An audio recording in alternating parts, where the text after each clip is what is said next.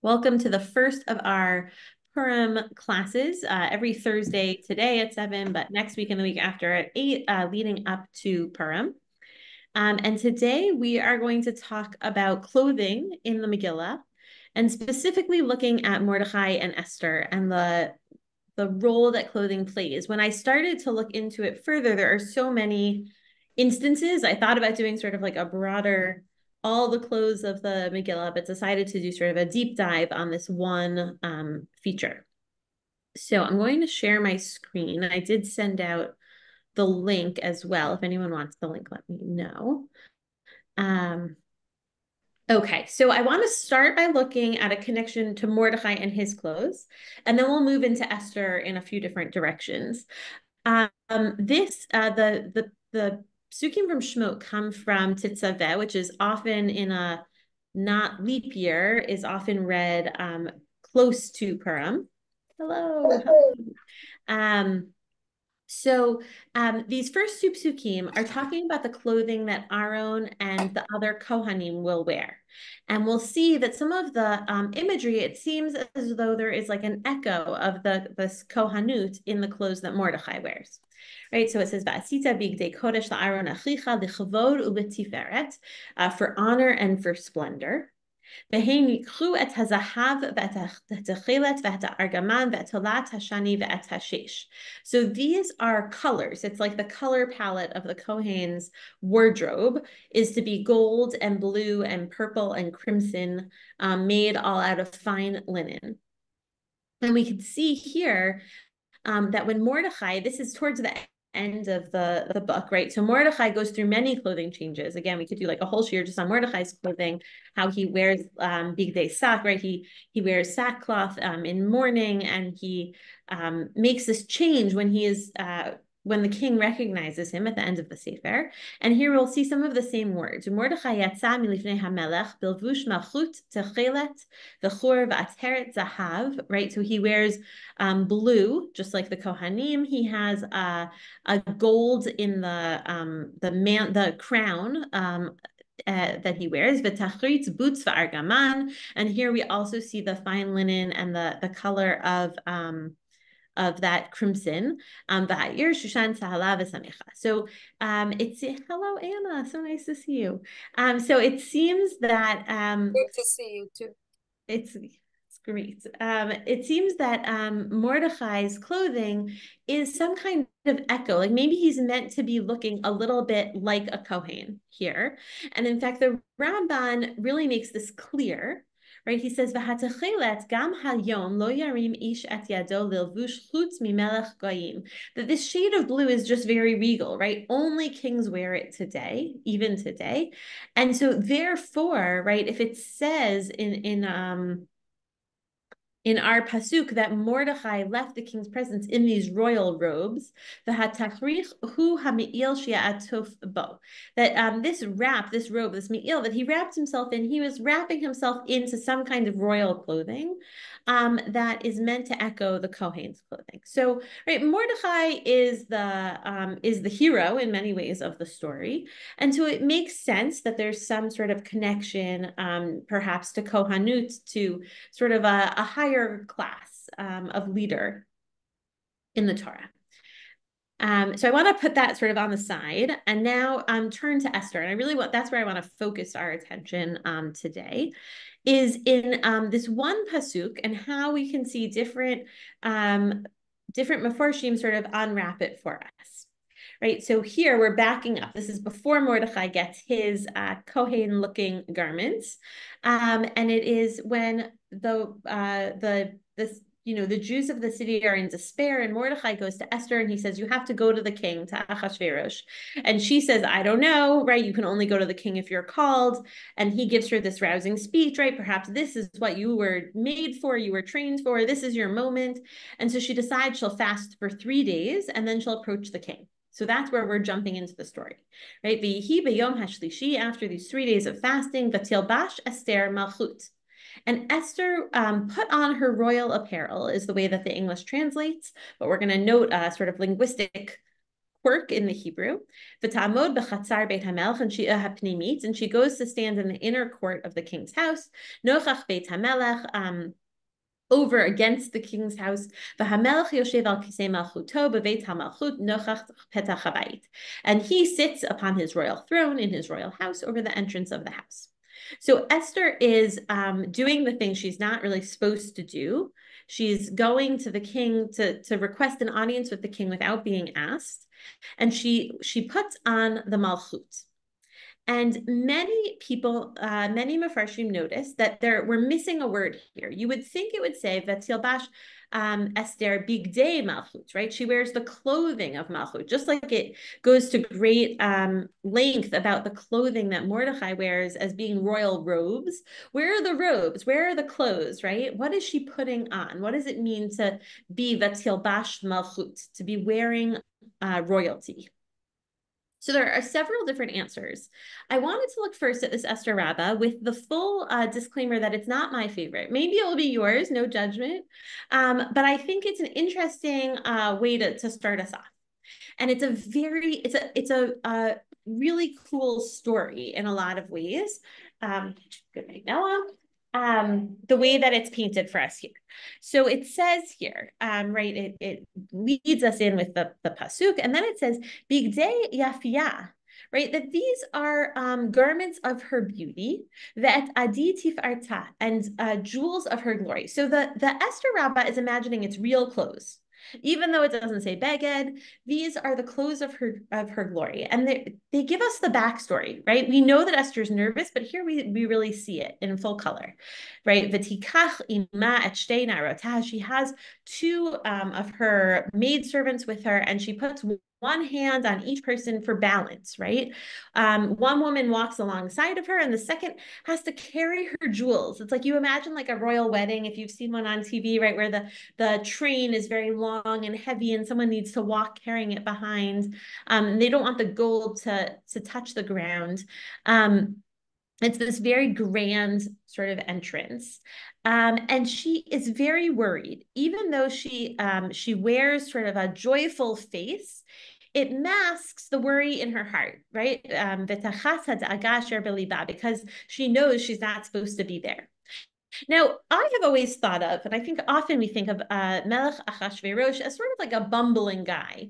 He's not he's not the like manipulative Machiavellian Haman, right? He's just like a bumbling king. But here the Midrash imagines him in quite a scary way.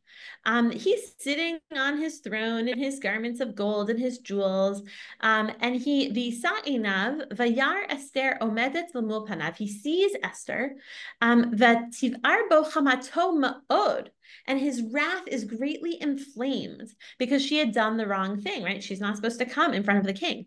And Esther, V'tisa Esther et einaha, you can imagine her sort of humbly bowing low, and she lifts up her eyes, V'tareh pnei hamelech, v'hinei einav ke'esh bo'arot mirov hachema asher belibo. Right, it's such descriptive language. She sees that the king's face and that his eyes were like fire blazing from the great fury in his heart. And Esther panics, right? As one probably would. And God saw her and took pity on her. Vayar Eloheinu v'yachmol al amo. He takes pity on his people, right? Because she is the representative. And she's an orphan, Asher Batchabo, who placed her trust in him.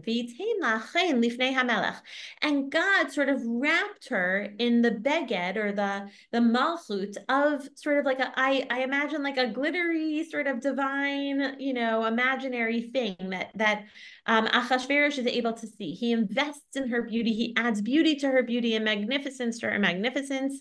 And at that moment, Ve'akam HaMelech, he gets up from his chair, Vayarat El Esther, right? And he runs to her, V'nashka, right? He hugs her and he kisses her. He places his arm around her neck. And he says, Esther, why are you afraid? You don't fall into that category. You're not everybody. You're special. And he says, when I saw you, why did you not speak to me? And she said, I was nervous, right? This felt really scary to me.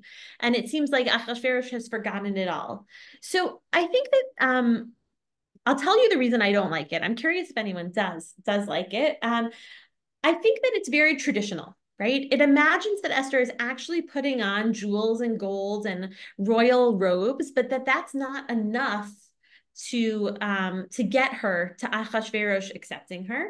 And she needs God's help in like a sort of magical way, like a magician's sleight of hand, right? All of a sudden, like he points his wand and she sort of glitters with this extra beauty and grace, and that's what saves her. And I would like to think that there's like a deeper, inner strength that Esther is pulling out, maybe aided by Hashem, but not exactly in this sort of glittery way. But I think that the Midrash is a very good foundation because it is really right. V'til bash malchut. It means that she's wearing the human royal items, and that then she gets some like divine help to make them even more special. Any thoughts, ideas before we move to the next idea?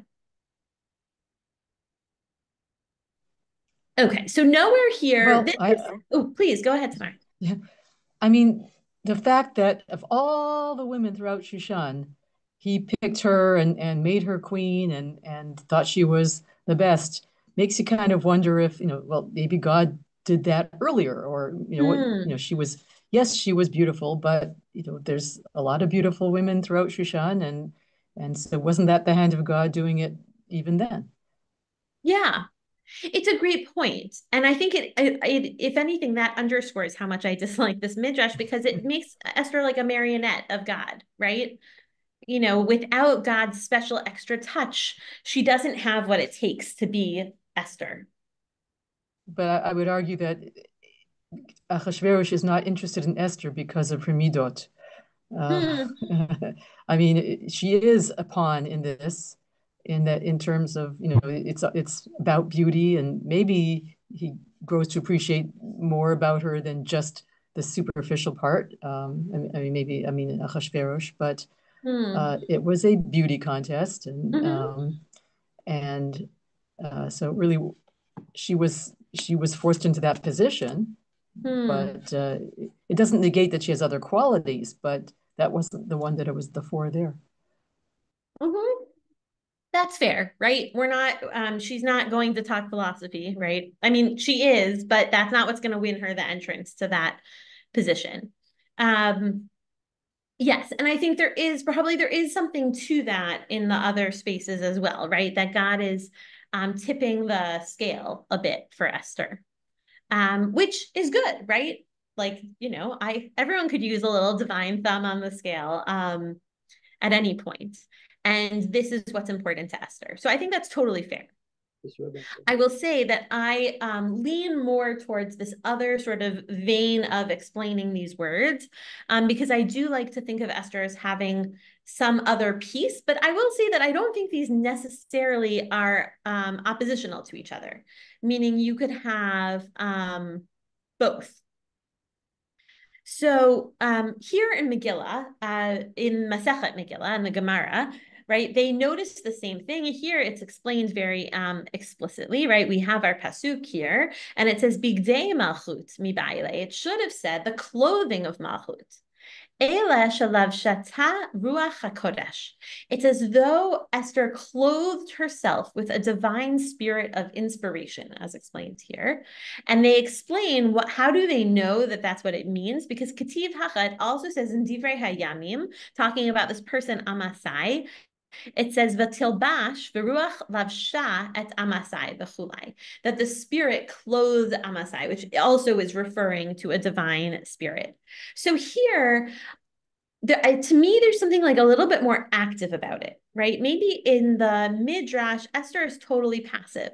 She doesn't know what to do when she sees Achashverosh's angry face, his eyes in fire, and God has to sort of come save her by Vitil Bash Malchut. Here, it seems like Esther clothes herself in this Malchut. And in fact, the Gemara Megillah goes on to say, I brought it in the form of a midrash, that Esther is one of the seven Neviot, Sheva Neviot, that the tradition holds existed, right? Sarah, Miriam, Devorah, Hannah, Abigail, Huldah, Esther. They go through the whole long list in a very thorough way. And so here we pick up at the end with Esther, and it quotes our pasuk v'tilbash Esther malchut, and it says malchut bigdei malchut mibaile, right? Quoting the Gemara, it should have said the clothes.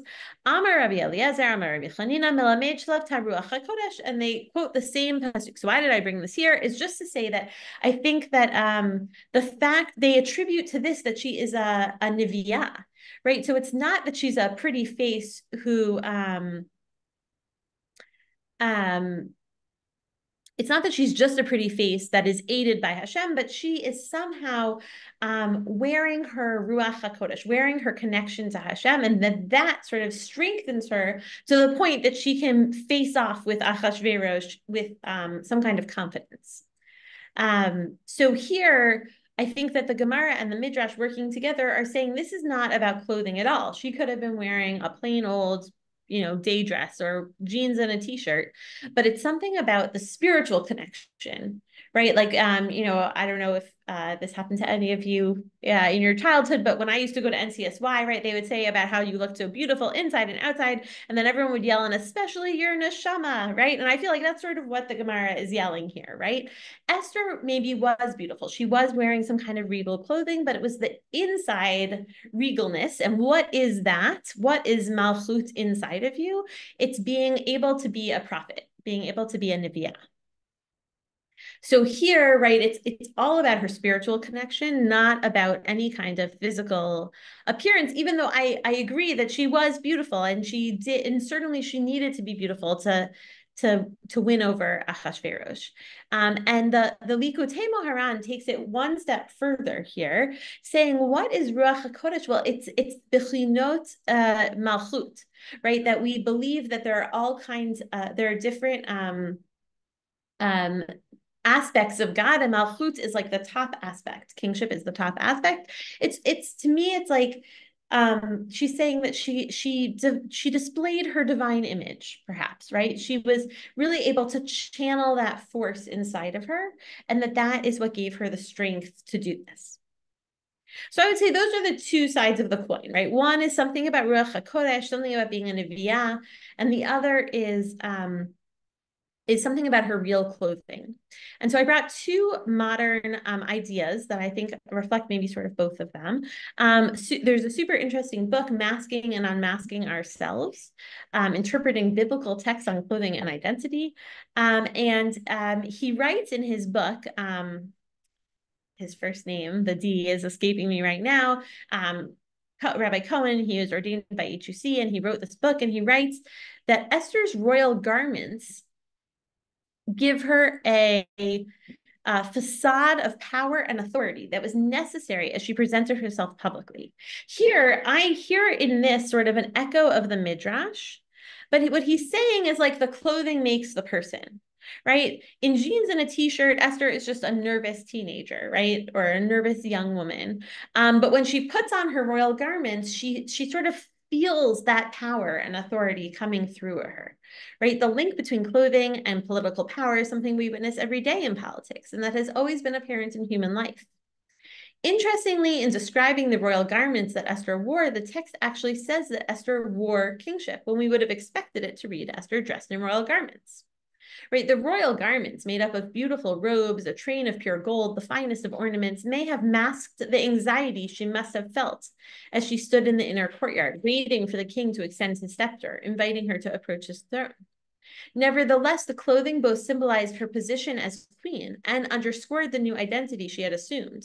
She now acted forcefully, as befits both the queen of the palace and the leader and protector of her people. Right, so here, I think that we're trying to have it both ways. She both is able to wear that regal stature to make her on par, on some level, with Achashverosh, and she's able to wear the Malchut of Ruach HaKodesh, which makes her a very good leader and protector of her own people. And I think that that resonates for me. I am someone who likes to dress up to play the part of wherever I am, because it makes me feel more confident. Everyone has, not everyone, some people have a lucky tie or, their power shoes or a good suit, right? A beautiful dress. And I think that that really does help. And so I appreciate that, like, maybe that's what it means. But Bash Malchut is like she puts on her queen outfit and she goes out to work. And possibly also that she gets to wear the kingship in another way. And, I would say, right, if you watch any of these like princess movies as all these the Princess Diaries or whatever it is, right, these women always go through a transformation, right, to become more sort of regal. They wear their royalty in a way that makes it clear that even were they not wearing royal robes, that they have that sort of regal nature. Any thoughts? I feel like I'm talking a lot. Okay. So before we move on to the next section, time is flying by here. I always love to bring Aviva Zornberg. And here she is thinking about Esther's autonomy, I would say, in the Murmuring Deep. She's thinking about like Esther's relationships to the men or other actors in the book. And I think that here it relates to our topic as well, right? Throughout her marriage, Esther had remained silent about her origins. We're going to pick up that thread in a little bit as well. Now, Mordecai, who had commanded that silence, urges her to break it. The silence was for the sake of this moment. Now she must speak. Take up a position or else lose her voice forever. This moment is all she has, her chance to make herself heard. In her crisis, she is alone. By accepting Mordecai's challenge, Esther fully enters for the first time Achashverosh's world. With a voice of new authority, she charges Mordecai with assembling the people and having them fast for her. Fasting may seem a dubious preparation for the fateful encounter on which her life depends. Her beauty will suffer. Right. And that, I think, Myra, is like what you were commenting about before, right? Like why would you go before the person for whom beauty is the top playing card, looking pale and wan from not having eaten? But perhaps she is removing her last and most basic source of worldly confidence, as though to acknowledge that even the king's favor is in the end in God's hands. So again, I think that this is an interpretation of our midrash that makes it sit a little bit better for me, right? It's as though she's saying, God, I'm not going to pretend that I have the good looks to make this happen. If it's supposed to happen, you'll give me those good looks, or you'll give me that confidence, right? To give me that voice of new authority that she's found. So I think for Esther, thinking about her clothing is both thinking about her relationship to God, and whether that has become strengthened through the course of the story, and her thinking about what it means to get dressed as a queen, to take on this role that maybe she didn't really want. So both a physical and also a spiritual piece. But here I would say sort of the plot thickens in an interesting way, because at the beginning I said that Mordecai is like the Kohen-like figure in this book, but I actually think that both because of the Tilbash Malchut and also this piece that I'm going to show us now, that perhaps Esther is meant to be the Kohen-like figure of the story, which I think is an interesting twist, right? Mordecai is the hero. He's the one who orchestrates it. He supports Esther through it all. He seems to definitely have some elevated status, but at the end of the day, Esther she embodies the Kohen-like status. So here, just a comparison between Aharon going into the holiest of places before God in a very dangerous way, right? We learn about the Pa'amon Zahav Verimon that goes on the Shulei HaMe'il, right? The golden bell and pomegranate that go around the hem of his robe, and they're not meant only to be beautiful. They're meant to be the sound so that we can tell that the Kohen is still moving around in the Kodesh Kodoshim. And if you stop hearing the bells and the pomegranates hitting each other, you know you have a problem. And the Mishnah tells us that Aaron or the Kohen would have a rope tied around his leg or his arm or his waist or something, so that they could pull him out if they stopped hearing him moving, right? Going into the Kodesh Kodashim is a very spiritual and holy experience, but it is also a dangerous one, right? Coming that close to the Shekhinah, to the divine presence, is scary. And similarly, right, as we saw, especially in the Midrash, underscored by the fire in Achashverosh's eyes, right, we see that is also very scary, right? People who go before the Melech, when they are not called lo yikareh achat da'ato lahamit, right, that they are put to death. And we know from the beginning of the book with Vashti that the king is not hesitant to use this power should he want to use it. And so perhaps entering, right, when Esther says, I haven't been summoned, it sounds like she's saying this is very dangerous. And the Ramban seems to understand there to be a parallel between Aharon going into the Kodesh Kodashim and Esther going into the king's courtyard. Right, and we see there is an idea that when the Melech is called Melech and not Melech Achashverosh in the Megillah, that perhaps it's referring to God and not to Achashverosh, right? And so I think there is sort of this idea that the Chatzer Beit HaMelech is almost like the Beit HaMikdash or the Mishkan, the Kodesh Kadoshim. Right here, the Ramban says, "V'chanes lifnei Adonav ke'ilu bereshut." Right, that the Kohen can go in before God, his master, as if taking permission.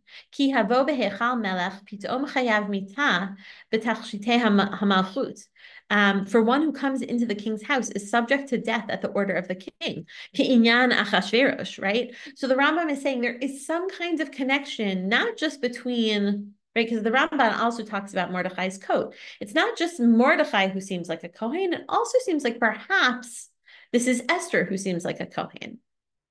And there's this beautiful idea from the Tikkunei Zohar, which connects, right? We often think of the calendar as sort of split in half with parallels between different holidays. And so, right, like Sukkot and Pesach, and we say Purim and Yom Kippur are often the two that are connected, which in some ways, like if we just take a step back for a moment, seems absurd, right? We're going to spend Purim handing out candy and cookies and allowing children to loudly cheer and yell and stomp their feet.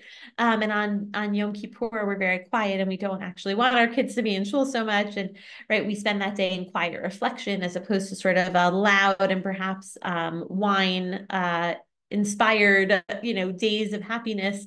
But the Zohar tells us, the Tikkunei Zohar tells us, Purim is so called because of Yom HaKippurim, right? Like the day of Purim, because in the future we will delight in that day of Yom Kippur and transform it from a day of affliction, right? Afflicting Inui Nefesh to a day of delight, just like Purim. And just as on that day, he, the Kohen Gadol, adorns himself with garments of atonement, so too regarding Esther, it is written, and she donned her royal garb. Just as with these white garments, the high priest enters the innermost sanctuary, where he atones for the Jewish people, so too Esther stood in the innermost courtyard of the king, dressed in her royal garb, and she found favor in his eyes. So I think this is such a beautiful connection to say Esther becomes like a Kohen in her journey to defend the Jewish people.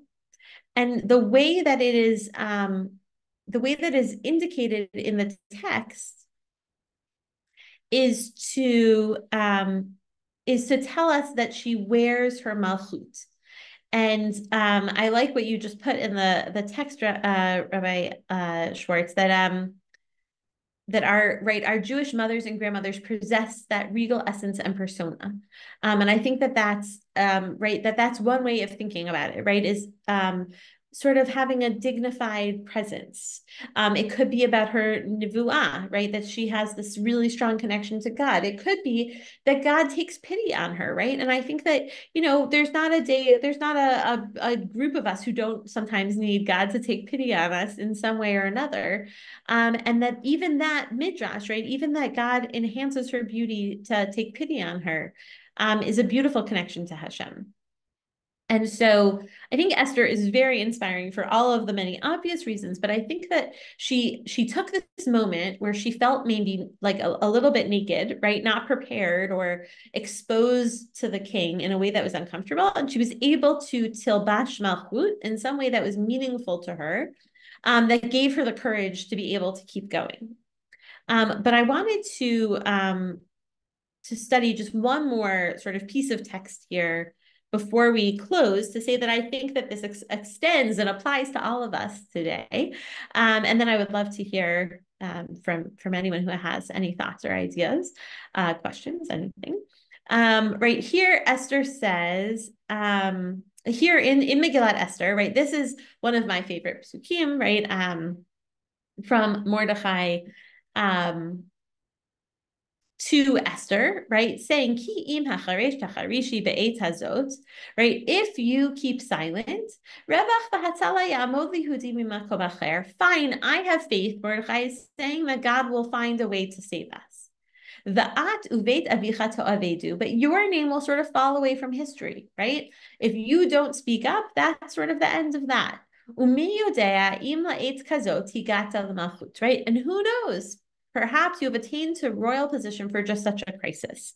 And I think that we can imagine Mordechai talking to any of us at any moment, right? That who knows? Maybe this is the moment that God was preparing us for, whatever hard thing we're about to do, and certainly there are many hard moments in today's world. And the Sha'arei Kedusha quotes the Zohar here, and he says, there is not a single breath that does not possess a voice and create a spirit. All the words that a person speaks, which are not for the sake of serving the Holy One, blessed is he, create a spirit that carries and travels around in the world. And when the soul leaves him upon death, that spirit is hurled at him in the torments of the grave like a stone flung from a slingshot. So it ends like in a hard place, but let's focus on the beginning, right? What the Sha'arei Kedusha is saying, I think, is that we have to be careful with our words, right? That our words possess a voice and a spirit that is powerful. And then, right, it also states in the Zohar, connected to this idea, from the verse, Vatilbash Esther Malchut, right, that Esther wore these royal garments, we learn that any person who guards his mouth and tongue merit to don the garment of spirit of holiness and divine inspiration, Ruach HaKodesh. And that's what he says in the Hebrew here, right? And I read it twice and I thought, like, I don't understand the connection, right?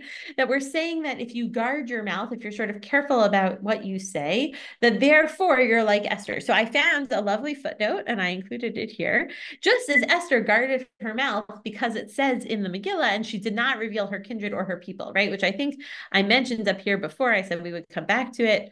And Aviva Zornberg, right? That she has remained silent about her origins, that she's been quiet.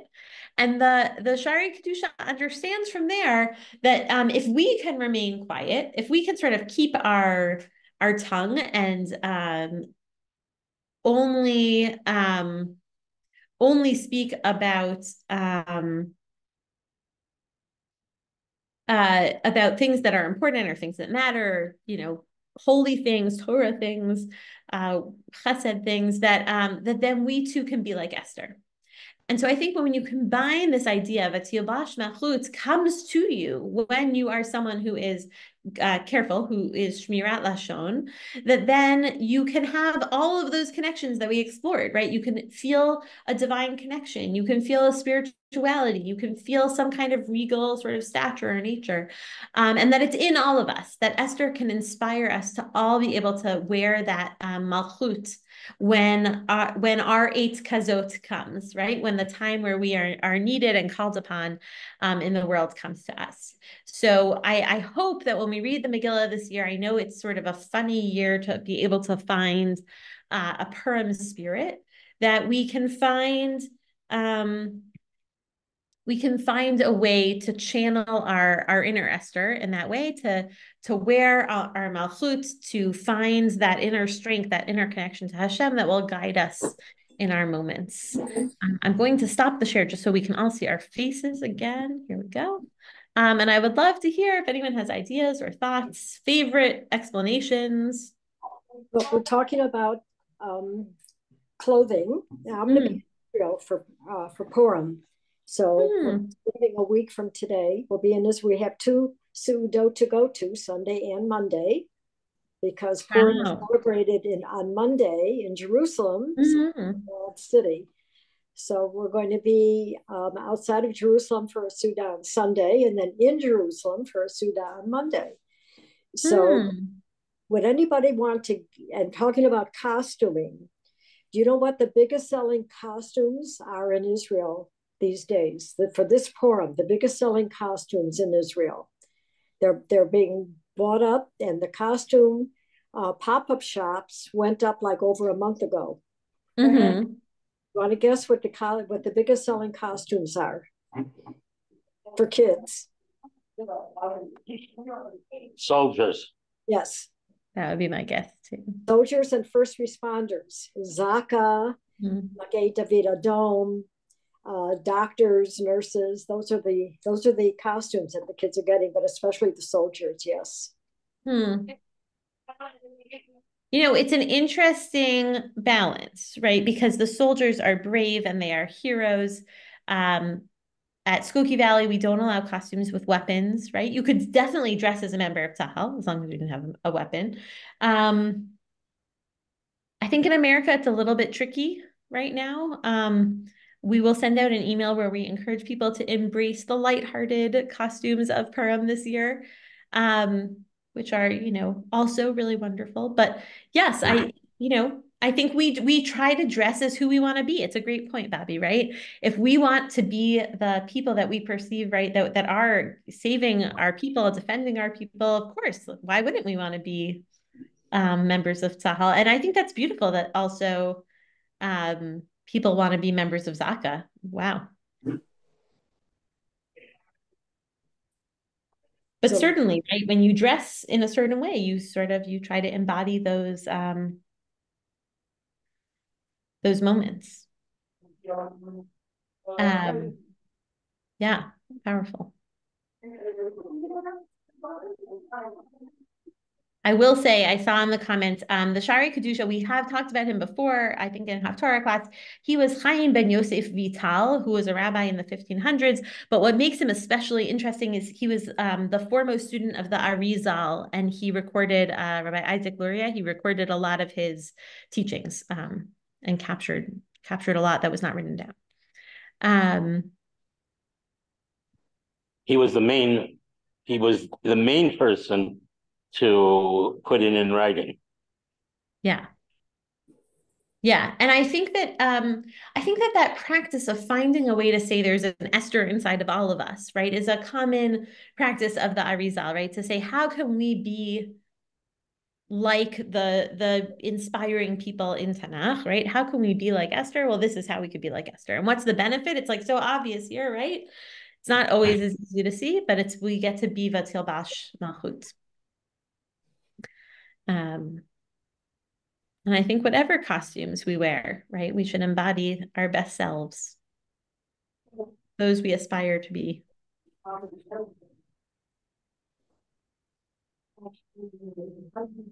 Just quickly, one of the three things, the Kedushas Levi and Parshas and Parshas Yitro emphasizes the idea about Memlechet Kohanim, that it's a midah that we got from Avram and Sarah. Maybe he says from Avram.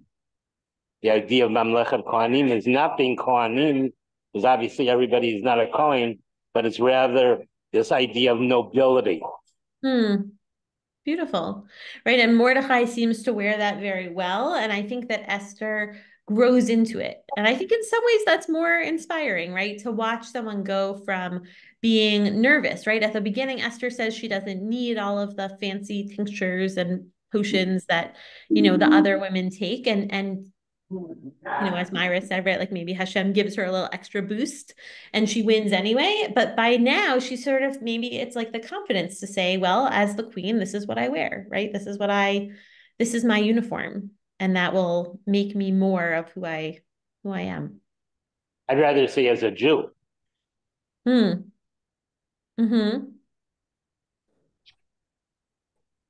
Yeah, I think Esther has a lot of complex identities in this Sefer, and she has to balance them all.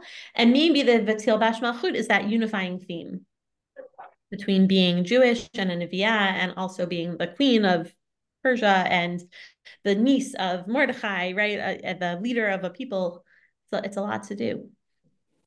Need a lot of hats.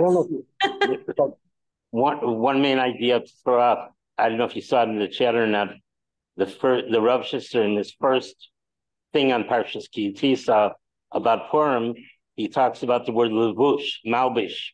She sends Mordechai the clothing. Now, he had clothing, and it was part of the king's palace, but she's sending him levush. And he says that's 26 times 13. That's how she invoked Hashem's name and the 13 midot of Rachamim. The Gematria Levush, Hmm. 26 times 13. Interesting. Yeah, I think the clothing is a strong theme throughout the book, right? And I think, look, a theme of Purim is like nothing is as it seems, right? And so thinking about Esther and Malchut in that way is sort of interesting, right? When kids dress up as soldiers in Israel, they don't become soldiers overnight. You still need to work on the qualities that get you there, right? I think, right, Mordecai wears sackcloth and mourns, and Esther tries to say, no, don't do that, right? It doesn't have to be that way. Clothing is important. Well, I want to make sure everyone has time to transition either to support Abby Pollin and listen to the State of the Union or to go to other meetings and business. But thank you for joining this first session of Purim Learning. And next week, Rav Ari is teaching at 8 o'clock on Thursday night about the mystical elements of Purim. And the last session will be on Tanit Esther, but after the fast is over at 8 p.m. With Rav Hodi about Mordechai and bowing, a different look at Mordechai. But I wish everyone a good night and a good Shabbos, and I'll see you soon. Thank you. Thank you. Thank you very much. Really enjoyed it. Shabbos. Thank you very much. Thank you. Bye.